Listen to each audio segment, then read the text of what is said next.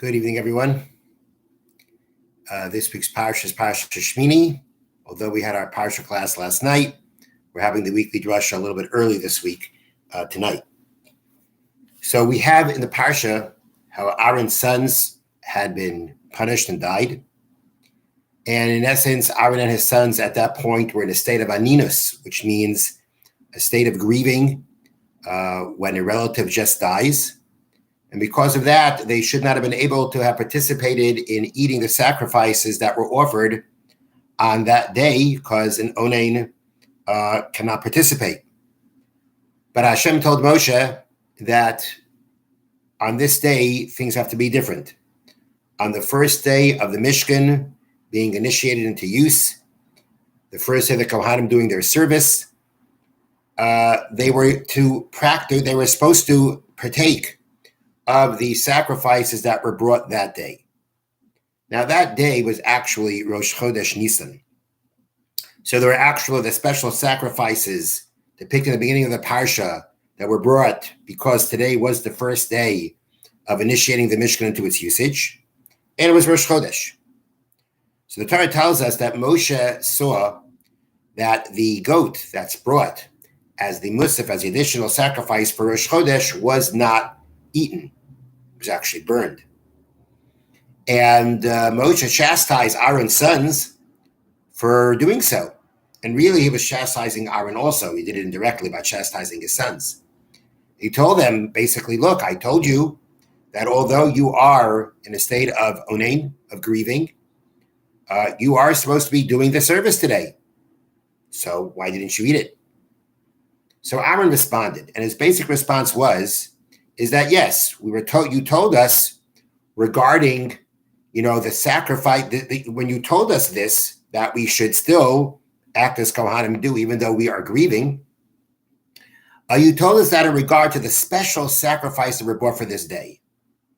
But would the same thing apply to the Musaf, the Rosh Chodesh Musaf offering, which is not a temporary or a special offering just for a specific time?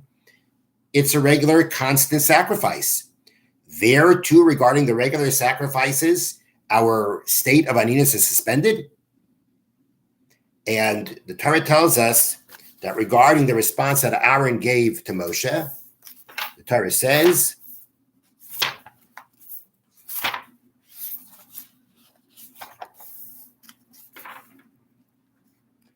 Vayishma Moshe heard what Aaron said, Vayitav be'enav, and it was good in his eyes, he approved.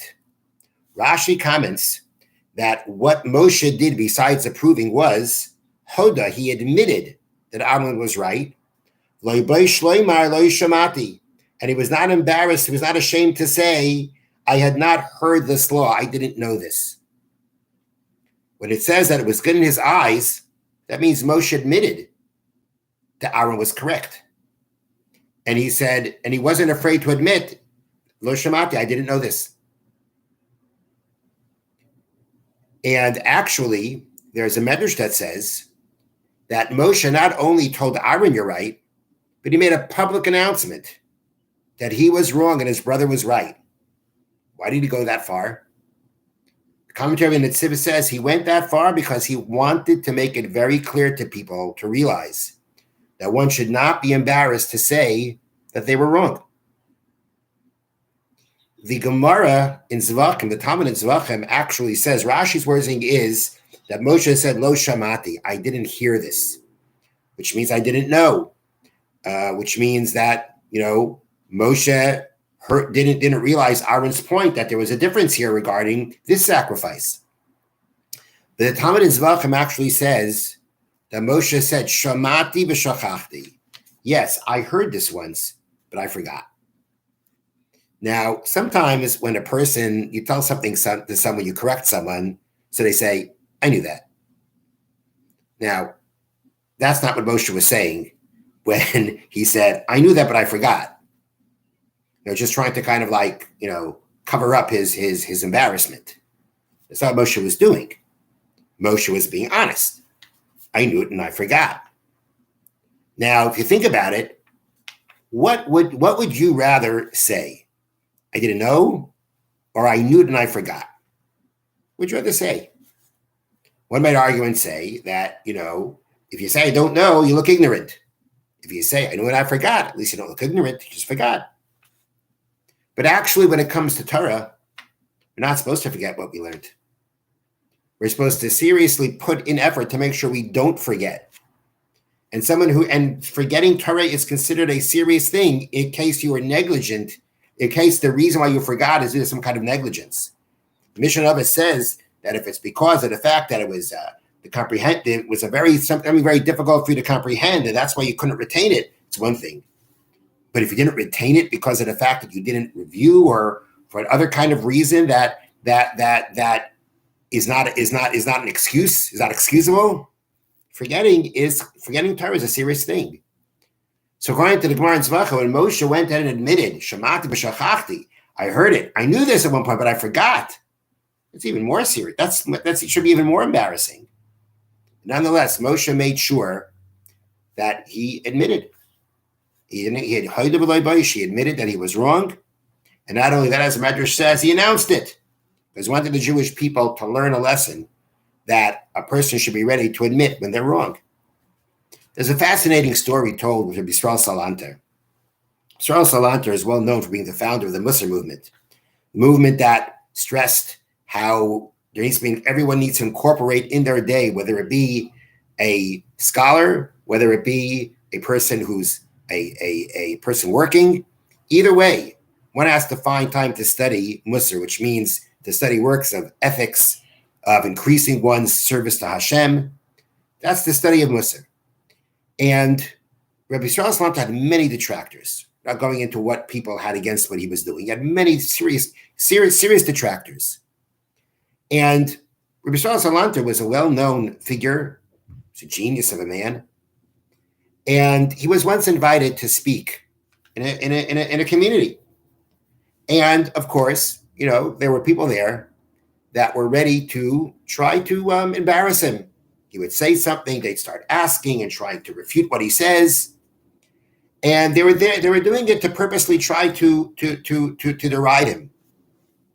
Well, he one time started giving his lecture, and one of these detractors or people from one of the people got up and asked him a question. Asked him a question on what he said. He delivered a thought. He gave a thought, his own novel idea, and someone threw a question at him. I don't know if one of the people asked the question was a detractor or not. That I'm not so sure about. Yeah. Why I have the story. It was one of the detractors who asked the question.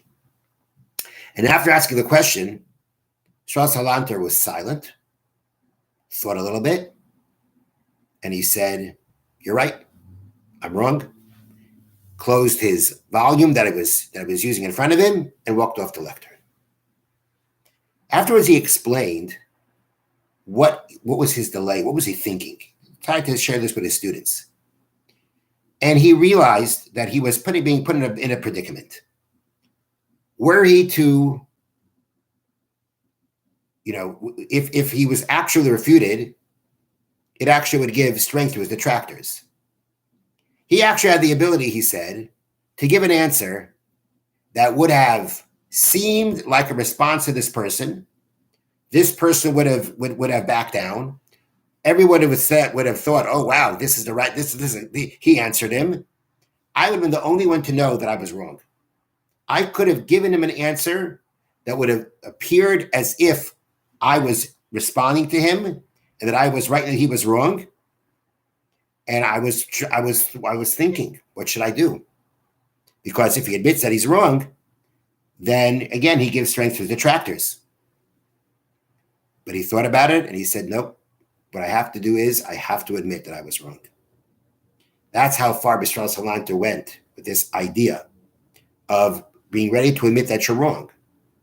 One has to understand that this concept of admitting that you're wrong, not just an idea about being truthful, although that's a very important concept behind it. It's also very important for our relationships. It's also very important to avoid quarreling, to admit that you're wrong. To be able to admit that one is wrong, not only in Torah study, but just to admit in situations, to admit that you're wrong. One time I heard a thought, what are the 3 most important words in a marriage? So, there could be a lot of answers. I love you. One person one time said, where's the money? But the answer that I had heard was the 3 most important words are, I was wrong. That is something that diffuses tension and it brings harmony. So Moshe Rabbeinu taught us a very important lesson. If you're wrong, as embarrassing and as uncomfortable it may be to admit that you're wrong, do the right thing and admit your mistake. Let's share with you another thought on the parsha. And that is that earlier in the parsha, when Aaron's sons Nadav and Avihu die, so Moshe speaks to his brother about it. And he tells his brother, as Rashi points this out, that I knew that on this day, the day that the Mishkan was being initiated, that something like this would happen. Someone would do something in the Mishkan that should not be done. And because of that, they would be killed. They would be punished. And that would establish how sacred and how sanctified the Mishkan is. For someone to do something that may not even per se carry a punishment of death, but because it was done in the Mishkan, or on this day especially, that kind of desecration of the sanctity of the Mishkan would be punishable by death. And not only would it be just a mistake made by anybody, but rather, as Hashem said to Moshe, B'krovai Akadesh, by those who are most close to me, I'll be sanctified. That those who are most close to me are going to be the ones who my name will be sanctified. They will act in some inappropriate way. They will be punished. And through that, the sanctity will be established, because if even to these great people such a punishment comes for the desecration that may happen in the Mishkan, then that shows how sacred a place it is. And Moshe said to Aaron, I thought that Hashem said those most close to me, but either me or you. But now that I see it was your sons, I see that your sons were greater than you and I. And the pasuk says, Vayidom Aaron. Aaron was silent. Aaron accepted. And Rashi brings down that because of the fact that Aaron was silent,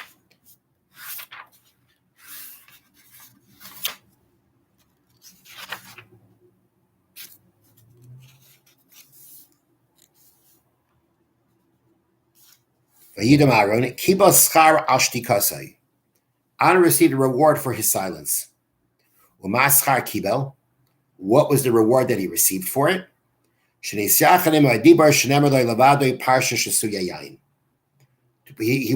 rewarded with the fact that Hashem spoke to him, directed a law only to him.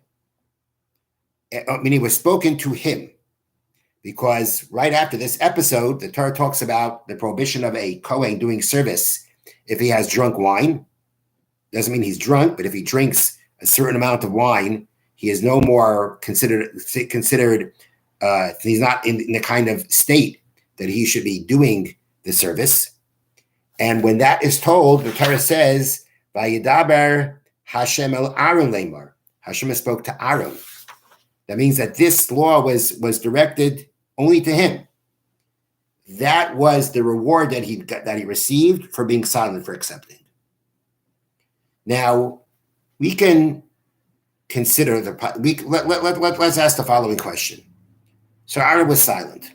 He accepted. But what's going on inside of him? It could have been that he was very pained. He was very sad. But he accepted, which is something that itself is an extremely admirable thing. It's hard to accept Hashem's decrees when it comes to these kinds of things. But I saw a thought that if Aaron was actually sad, was actually pained, then how could he receive the prophecy from Hashem about that law? Prophecy has come to someone who's sad. It has to be that when Aaron was accepting of this, he was completely at peace with what happened. So much so to the point, and this is what needed to be, especially on this day when the Shekhinah rested in the Mishkan for the first time and would remain there. He had to be completely at peace with what happened, because otherwise, how could he receive the prophecy? So Aaron didn't just accept. He was completely at peace with what happened. And that, of course, is a very high level. And whenever we see these kinds of episodes of people accepting, it's meant to, even if we're not going to reach their level, it's meant to show us, to inspire us and show us the importance and to inspire us to emulate these people as best as we can, to accept Hashem's decrees upon us, even when they're so difficult. And with that, I want to share with you an amazing story. The story is told. This story relates to the very tragic incident, or very tragic story, of in 1929 in Hebron, the Arabs rioted and murdered many Jews. And there was a yeshiva, the Hebron yeshiva, that was there, and many of the students were killed. Actually, 2 of my grandmother's brothers were killed there. And the story goes that there was Rav Shalom Shvadran, a famous speaker in Israel years ago. He heard a story from a man, Rav Valk. Rav Valk lived in the same neighborhood as Rav Shvadran. As a young man, Rav Valk was passionate about the concepts of Zionism. And in his youth, he belonged to a Zionist organization, and he emigrated to the land of Israel. He spread his belief around the globe, speaking in many different communities about the importance of making Aliyah to Eretz Yisrael and helping bring the religion and helping build the religious yishuv. Religious man is trying to create religious life, to build up the religious life in Israel, not just Israel, but the religious life in Israel. He once spoke in a shul in Chicago, where this story is actually related by Rabbi Mordechai Kamenetsky. He spoke in a shul in Chicago where he tugged at the heartstrings of a wealthy industrialist named Rabbi Rachmiel Wexler, a lover of Torah and a very generous Baal Tzedakah, a very generous giver of tzedakah. Mr. Wexler was impressed by Rav Valk's speech and approached him to say that he was thinking of making a trip to the land of Israel to look into opportunities there. And not long afterward, Mr. Wexler went to Eretz Yisrael with his family and spent some time visiting the city of Hebron. Hebron is called the ancient city of Hebron. That's where Ma'aseh Machpelah, that's where the Avos and the Imaris are buried. And he was deeply impressed with the yeshiva that was there. He had a son, Mr. Wexler had a son, Yaakov, or Jack, as he was known to his classmates in Chicago. His son was moved by the vibrancy of the Torah study in the study hall in the Beis Medrash, and he wanted to stay. Although his parents were apprehensive about leaving their son in a strange place, they eventually allowed him to stay after a great deal of persuasion on the part of their son and members of the yeshiva administration, who were impressed by his sincerity. Not long after the visit, the family returned to Chicago. They began to sell off their properties, intending to settle in the land of Israel, where they eventually did in 1933. In the meantime, Yaakov became very successful in his Torah studies in the yeshiva. Yaakov was killed in the Hebron massacre. And Rav Valk, when he heard about the death of this young man, he felt very troubled. He was devastated because it was his prodding that brought this young man to the land of Israel. And he felt so guilty that he didn't go back to Chicago. He wouldn't go back to Chicago to face this Mr. Wexler. But one time, Rav Valk was walking in Manhattan, and who saw him? Mr. Wexler. Mr. Wexler sees him and says, Shalom Aleichem, Rav Valk. Why didn't you come to Chicago anymore? And Rav Valk told him, I don't have a good feeling. Heard about your son, the Kaddish, the Holy One, and I feel that I am to blame. Mr. Wexler cut him short. On the contrary, you don't know how grateful I am to you. I will never forget the kindness you did for me. Rav Valk was stunned. Kindness, chesed? For you when? Mr. Wexler explained. You did me a great kindness. My son was destined to perish on the 18th of Av in the year 5689. If he had stayed in Chicago, he would have been hit by a car or died of a disease or worse. Because of you, he was Zeich, he merited to die al Kiddush Hashem, to die sanctifying God's name. What a merit you afforded him. Do you want me to ignore that great kindness? And it is told that Yaakov Wexler fell into the arms of a Rabbi Sokolover in Hebron after he was struck by an axe. And as he was dying, he whispered, I am happy that I'm dying as a member of the Torah learning comradeship. I thank Hashem for bringing me to a Torah learning environment. Unbelievable story of accepting Hashem's decrees. These stories should inspire us to try as best as we can to emulate these people and to accept what Hashem brings upon us. It's not easy. And even when it hurts, it hurts. No one should feel guilty for grieving. A person has to grieve. But as time goes on, even though the pain doesn't go away, but we strive more and more in accepting what Hashem has brought upon us. And we try to grow in that. And we contemplate that Hashem has his plans. He knows what's best for us even if we don't understand. It's a lifelong challenge. But this is what we have to strive for. To accept Hashem's decree, to accept what Hashem brings upon us in all circumstances. And in that merit, to be able to bring for ourselves and for the Jewish people comfort and simchas. Have a wonderful Shabbos.